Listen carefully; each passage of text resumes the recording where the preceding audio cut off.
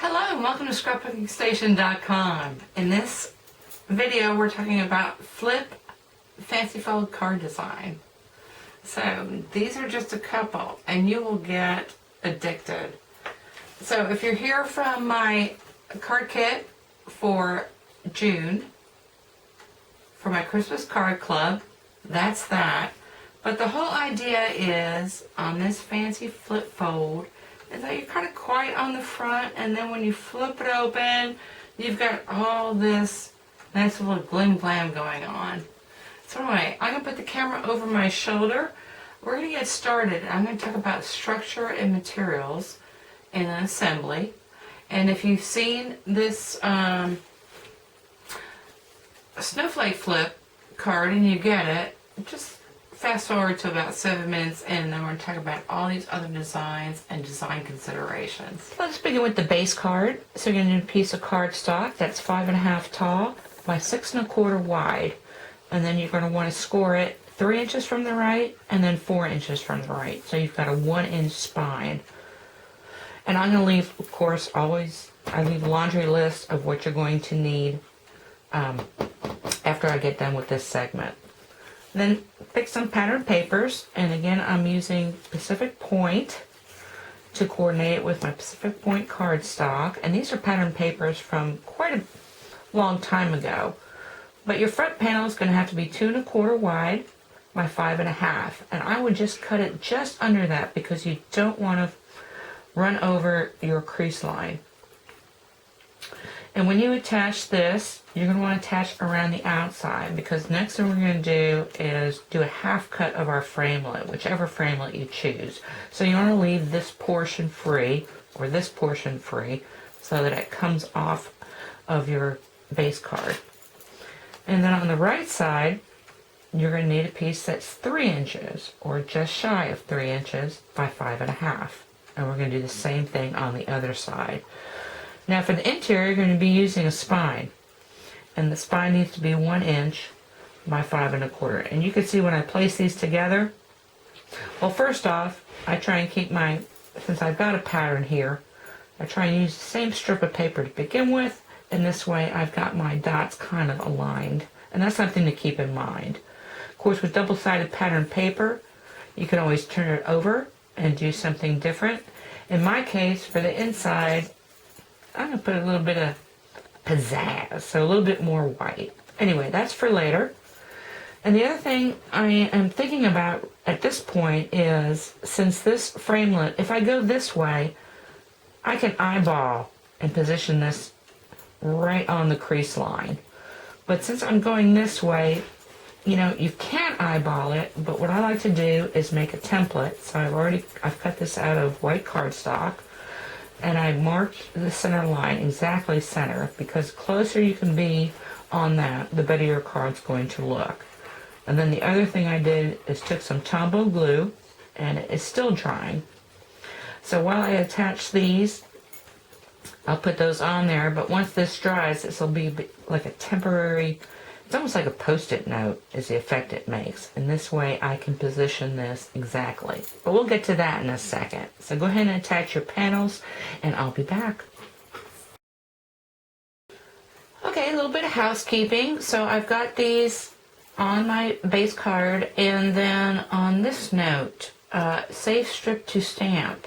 If you use a half sheet of 8.5 by 11, you get this strip. And in some designs, I use that to stamp and also embellish my card. But in this one, I actually used it to cut out more dies. But anyway, it's something good. And another thing I like about this design. And then let's see, 3/4 inches from top. We're going to talk about that now. So I've got my little template, and you kind of need to figure out where on this card you want to have the flip. And I decided, I think on this one, 1 inch down. And this is left over from my flip snowflake. So anyway, I'm going to position this right along there. And I'm going to make sure my glue dots are down there. And now I'm going to bring my big shot. Okay, so I marked how far across both of these score lines I want my framelit to go. And now what I'm going to do is hold this down. I mean, the glue is good, but it's not perfect. And I want to get this exactly around my template because I've lined up my template to be right on my score line. And I think that's good. Now, I'm going to slide the top plate, and this is the way you half cut a die cut. And if I wanted to be exactly on my score line, I'd put it there. But you know what? It's better to cut a little deeper. So I'm going to move that in, and now I'm going to roll that through. Okay, so in this side we're going to do the same thing. I've got it situated. I've moved my template over to this rightmost score line. It's right on the money. I just want to nest this right up against here. And again, this is one of those things, if I were going this way, I wouldn't need a template because I can see the points. But since I want to get this exactly centered, once again, I'm going to push up. Whoop. You don't want to move your template. Okay. And that's why I kind of hold it down as I smidge it in.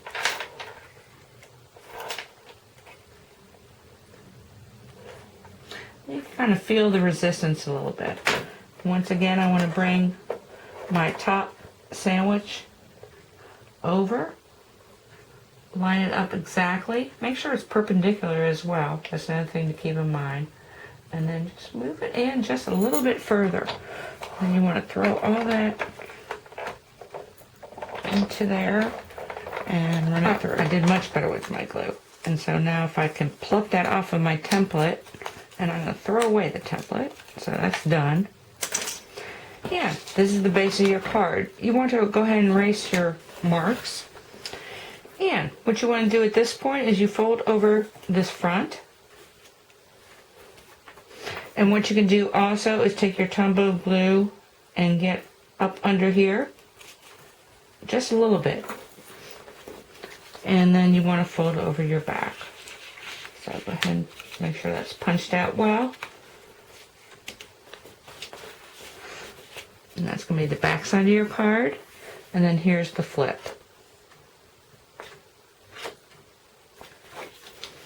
Okay, I'm going to put some of this stuff up and we'll talk about the decorating.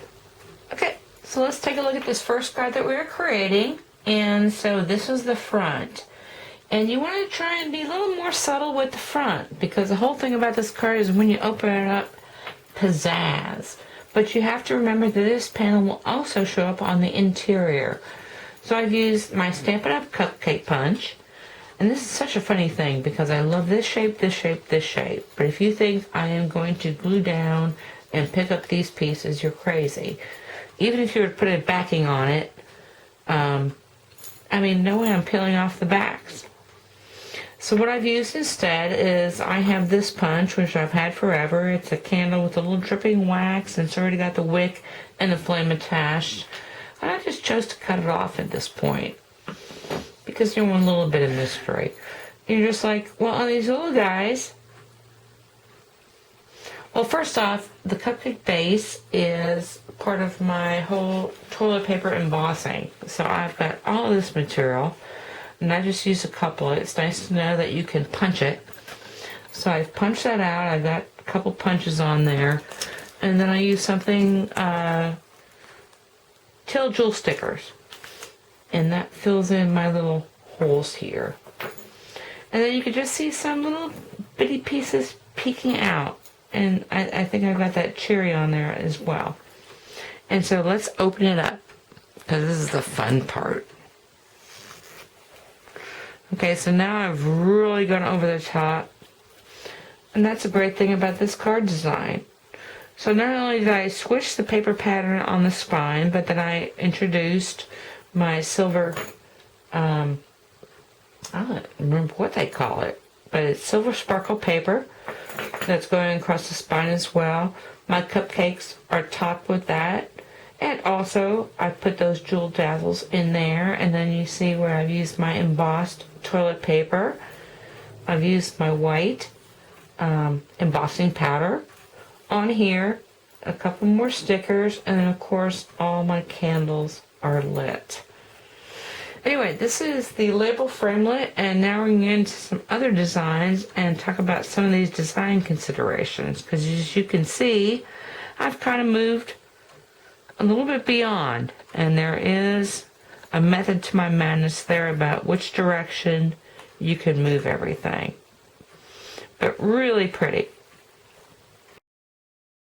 Let's take a look at this next card. I'm using the Floral framelit dies, and you can see where I've got a little bit of an edge sticking out here, and that could be a problem. So you've got two choices. You make a bigger envelope, but you need to trim off this edge however long this is extending out. But the other thing is, as these dies get bigger, your structure of your card gets a little bit limp. So if you're sticking out here, chances are that you probably don't need to go that far. But what I want to talk about now is some of this pattern paper. This is actually Valley Breeze from Spring 2008 catalog. So if you got a baggie of niblets, this is a great way to use them. Okay, so I've got this cut out, and let's talk about a little bit more about design considerations. So you can see I've got, well, first off, the framelits and the pattern papers. Panels are the same. I've cut a little bit shorter, longer, or whatever. And I've got something sticking out here. And anything, you can stick out here as much as you want to, but you have to recognize that when you flip it over, whatever is sticking on beyond the framelit is going to show on the back side. So let's just talk about this for a little bit. So I've got my panel paper. I got this panel paper, and way back when, Stampin' Up! Used to do a really neat job of the design series papers used to be the same pattern, but you can get this in any craft store. So the same pattern, different colors, great idea for this card. And actually I've got the old olive back here as well. And let's just stamp this, layered it a couple, put a little pearl here, and let's open it up. Okay, and so on the front we've got a bird, and on the inside we've got an aviary. And so let me talk about this for a little bit, because it's another design consideration. I mean, I have been here in the crease, and I don't recommend it, and I'm going to show you a reason why later. But as far as going overlapping in here, you can overlap as much on this side as you want to, because as long as you don't interfere with your crease line. So you can see where I've got this bird. Well, you know when you got die cuts, I just put the other side of this bird over here. Now the other thing, actually really the only thing of note here is that I've got crystal effects on my pattern paper to make it cool. Okay, let's just talk about, I've got a little bit bigger card than will fit into a 4 1/4 by 5.5 inch envelope. Well, if you go back to my envelope punch board, I've already made a 4.5 by 5.5, because that's the great thing about making your own envelopes. And I've also lined it with this pattern paper. So if you want to go back and take a look at that, get that tucked in there. And not only that, but I was going to throw away this guy. I'm going to use him for a little mask. Okay, let's move on to the next one. Here's the third card. And so I'm using my Orchard Harvest paper. I've got some more mustard cardstock, and then actually I flipped this paper over to give me this gingham. So you see where I've got a cannery. This is my cannery framelits, and this is another one which is not intuitively obvious, or you cannot line it up. So once again, I created a template. Create this, put some vellum on it, and let's open it up. And then once we get on the inside, on the strip, and this is a neat way to use your pattern papers, so making an edge. And then of course I've got another pair here with my little salutation on it. I've got this embossed, But the fun thing is I've used my window sheet to fill up my jar and just inked around here, of course, threaded something on this paper twine. So anyway, really pretty. So I got paper twine on the outside. That's what this bow is. You can ink it. And I got some apples, pears. And then on the inside, I've got apples and pears and stems. Okay, now I'm moving on to some other die cuts. This is the Festive Flurry die cuts and stamps. And this is actually also my June Christmas card kit. And I'm using patterned papers here, again, like I did in the cannery set. And this is the Winter Frost collection. And then, as I talked about before, I've got my base cardstock. And so, in this kit, I'm using the Pool Party and the Island Indigo. But I've also got this strip of stamp pieces. So, I've stamped that as well. Anyway, let's open some of these up.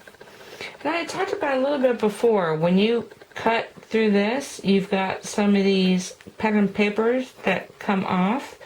You can use those in your card designs, which I have here. And let's flip it open. And of course, everything on the inside is way cool. And this is one of those that actually nothing's extending in, nothing is extending out, but it's really pretty. And let's just open this up also. Like I said, this is my June card kit. And so in addition to those, if you don't feel like creating your own, you can make these two cards, you can make these two tags. It's always a tag and card thing going on. Okay, let's move on to another sample. And here we're using another patterned paper. This is Twitter painted.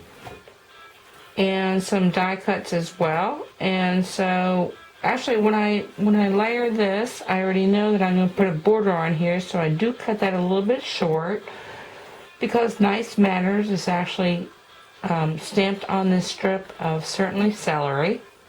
And of course I've got this die cut, and this is Deco Labels. And so you can see where I'm extending off to this side because it's not going to interfere with the flip. Again, just nested framelits are really cool. And then I just had another little die cut. Let's open it up. And now I've just got, this is a petal punch thing going on here.